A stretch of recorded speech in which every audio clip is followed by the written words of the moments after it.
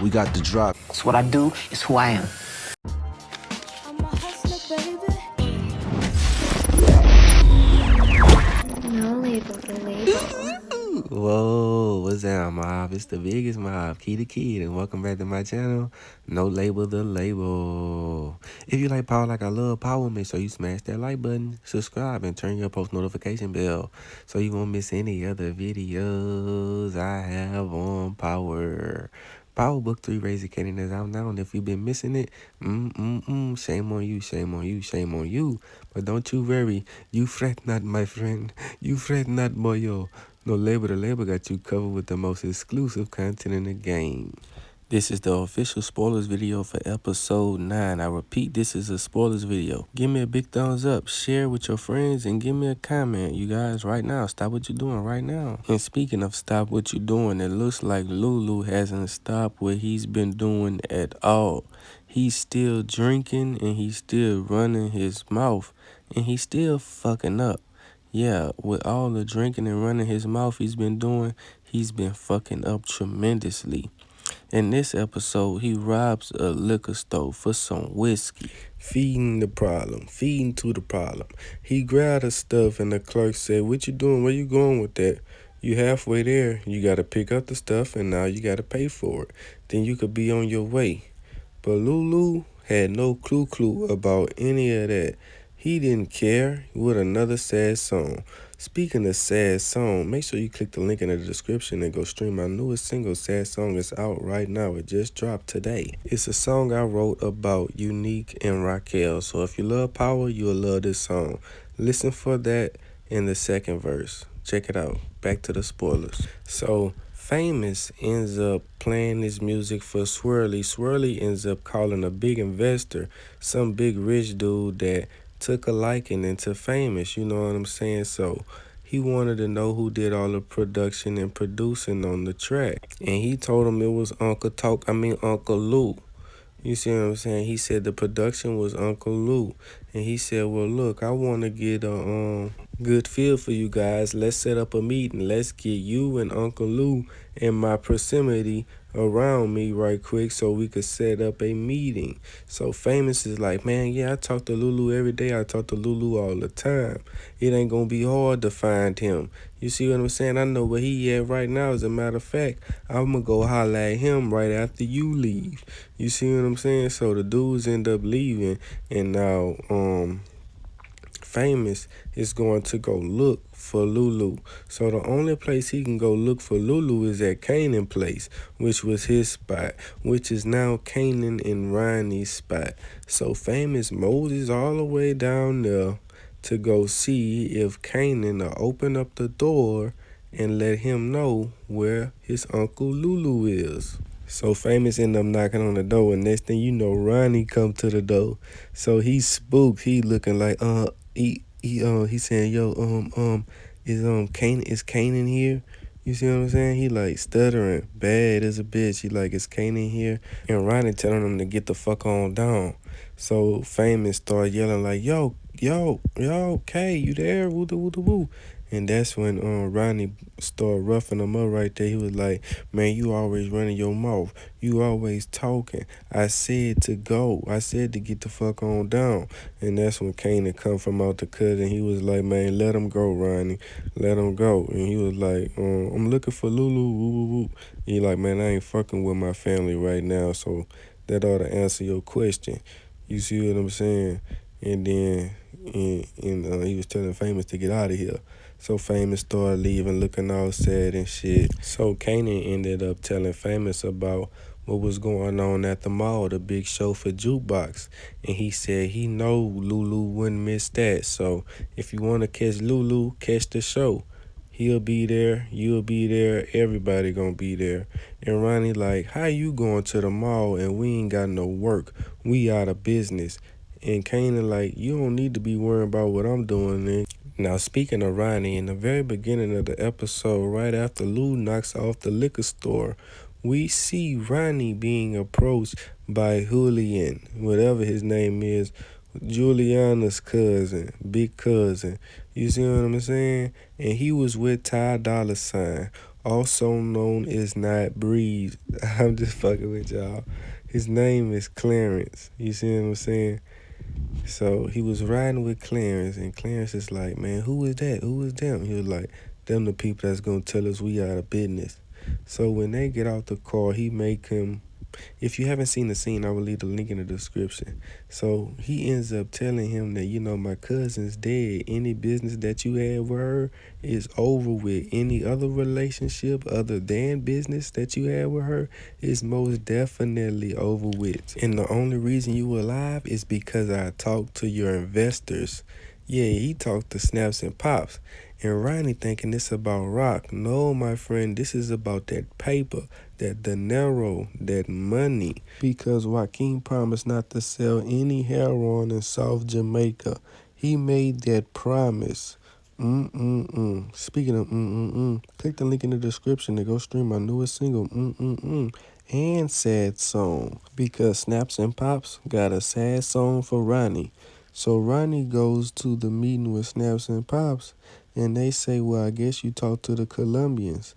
And they was telling him why you didn't tell Juliana going around her cousin to her other cousin wasn't a good move. That was so dumb. You see what I'm saying? And now she's dead, just like your business. And he's saying this guy Rock stink all over it. He's steady trying to blame Rock. And he's saying that she is the reason for messing with our business. Snaps and Pops don't want to hear that because Ronnie is the one that took the money, not Rock. And they mentioned that to him. So he needs to figure this shit out lickety split. I'm talking about so fast, I don't even know. He need to just hurry up. They let him know that we're the only reason that you're alive. He was ready to knock you off, take you out the map with a strap. Now, speaking of strap, I mean scrap. I mean, they both was killed with one, so we gonna talk about that. Yeah, so we know Lulu has been battling with serious demons after taking out Scrap and Scrap's mother due to the cause of Raquel. So he says that she is the reason for all of this and all of the drinking and stuff he's been causing. So he's at the bar and the police approach him. They come and get him. You see what I'm saying? And he was like, if you're going to arrest me, just arrest me. You know what I'm saying? Because they ended up bringing him to that house where we see that Howard has that gun in his face. Yeah, it's finna get real crucial. So if you really don't like spoilers, you should just leave. I mean, you already came this far, so I don't see why you ain't trying to stay. But hey, if you don't want to find out what I'm about to tell you, then just go click the link in the description and go listen to Sad Song of. Because see, they bring him to the spot and they like, man, and Lulu like, man, isn't this some like civil rights breach or something? This ain't constitutional. I ain't supposed to be here. This and that and the third. So now he was like, man, your friend come and talk to you. Little do you know, these are the two dirty cops that were trying to get in Raquel's pocket. So don't even worry about these guys. This'll never hit the station. You see what I'm saying? So they were all just waiting on Howard to come, basically. So when Howard finally comes, he tells them, okay, you guys, I can handle it from here. Thanks for all your hard work. I got it. You two can leave. You guys can skedaddle. You guys can move around. So he's talking to Lulu, and Lulu puts it all together. You know, he says, wait. Rock says she has somebody on the inside, and it's you. I killed Scrap because of you. You the one said that he was snitching. You the one said that he was talking. And we did this for you. You the reason Scrap's gone. It's all your fault. And that's when he pulls out the gun. And he said, you been talking too much. You say another syllable, I'll kill you. I'll end you right here. You see what I'm saying? And before that, he told him that he could solve every murder on the south side. You see what I'm saying? So I'm getting tired, you guys. And I only do 2 minute videos. So let me go ahead and just Run through this right quick. Boom. They end up dropping him off in the middle of nowhere. They was trying to tell him that not to kill me, not to kill me and all that there.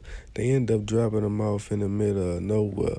Now see, Marvin finds out that Gerald has been working with the FBI. Gerald ended up calling Marvin over there after one of his little girls drowned in the tub. Yeah, one of the little girls, Alice, she died. She drowns in the tub. He felt like she was old enough to go take a bath by herself. He left her in the tub. She slipped and she died. You see what I'm saying? Now they finna come take him away and Amber away.